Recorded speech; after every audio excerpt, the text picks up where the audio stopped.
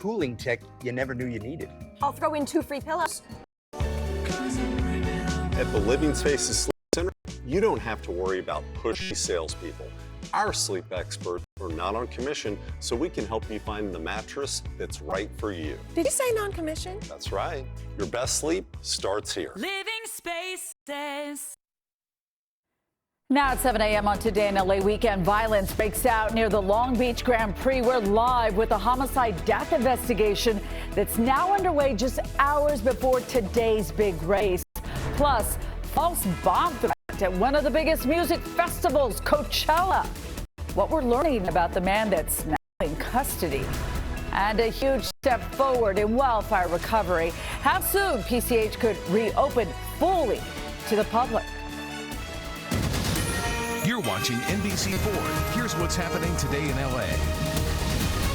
Good Sunday morning, everyone. It is April 13th. We're waking up to a little bit of the marine layer there along the coast as we look live at Catalina Island. Thank you for waking up with us. I'm Michelle Vias, waking up to some clouds. Look at the picture right behind me, too. Let's get your forecast with meteorologist Stephanie Olmo in for Shauna Mendiola.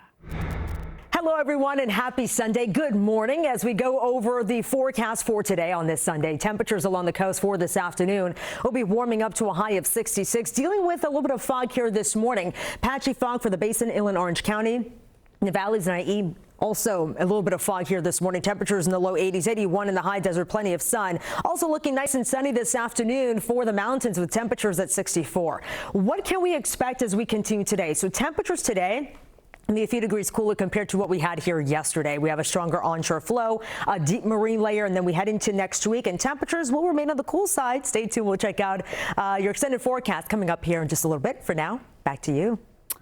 We're following breaking news out of Ukraine, where at least 31 people are dead after a Russian missile attack. 80 people at least hurt. The attack happened on Sumy early this morning. President Zelensky condemned this attack, accusing Russia of taking the lives of ordinary people as they were attending Palm Sunday services. This is one of the deadliest single attacks on Ukraine this year. The strike comes amid rising tensions between Moscow and Kyiv. Both sides have accused each other of violating a tentative U.S. brokered moratorium on attacks targeting energy infrastructure. Here at home, an investigation continues this morning after a man was shot and killed right outside the Acura Grand Prix of Long Beach last night. Still no word on a shooter. But you'll likely see more security in and around the event. If you're headed there today, let's go ahead and check in with NBC4's Annette Adiola live in Long Beach with what police are saying so far about this investigation. Annette, good morning. Hey there. Good morning to you, Michelle. Yeah, homicide detectives cleared the scene late last night. However, the investigation itself is far from over. They have yet to release any information on the shooter or whether they have anybody in custody. Again, still no word on what is happening right now. However, what we do know is that Long Beach police did receive a call just before 6 o'clock last night. Nearby residents reported hearing about 4 gunshot wounds in the area, 4 gunshots in the area of Pacific Avenue and Ocean Boulevard, followed by a group of men running from that area. Shortly after that, officers arrived. They spotted a man suffering from multiple gunshot wounds. Officials say he was taken to a local hospital where he later died of his injuries. Now, a resident who lives right above from where the shooting happened, which is just a short distance from turn 8 of the race course, spoke with us last night. Take a listen. It's very sad because I did see the, after a few minutes, I saw the paramedics show up, and I did see the gurney moving along, and you could see that they were doing chest compressions on the victim at that time. So, of course, you're very concerned about that. Again, they are still searching for the shooter.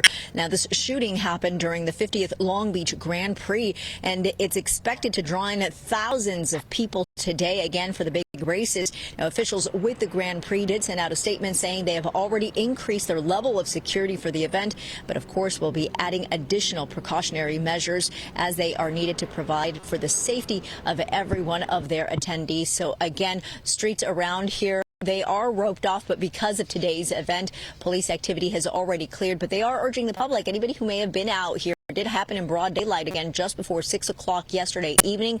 Anybody with any information is urged to call Long Beach Police. That's the very latest. Reporting live this morning from Long Beach, I'm Annette Arriola for Today in LA. And a great reminder, if you see something, say something. Annette, thank you so much. You know, this isn't the first time we've seen violence near the Grand Prix. You may recall in 2023, police said there was a shootout between their officers and a man outside of the event. Police found a handgun at the scene. The man survived that shooting. We're going to continue to follow the investigation into yesterday's shooting. You can follow us for all updates on air and online at NBCLA.com. New this morning, a Santa Monica man is behind bars on suspicion of placing false bomb threats at Coachella's Music and Arts Festival. Palm Springs police arrested Davis Darvish yesterday afternoon. They say while he was at the Agua Caliente Casino, Darvish threatened to place a bomb at the music festival.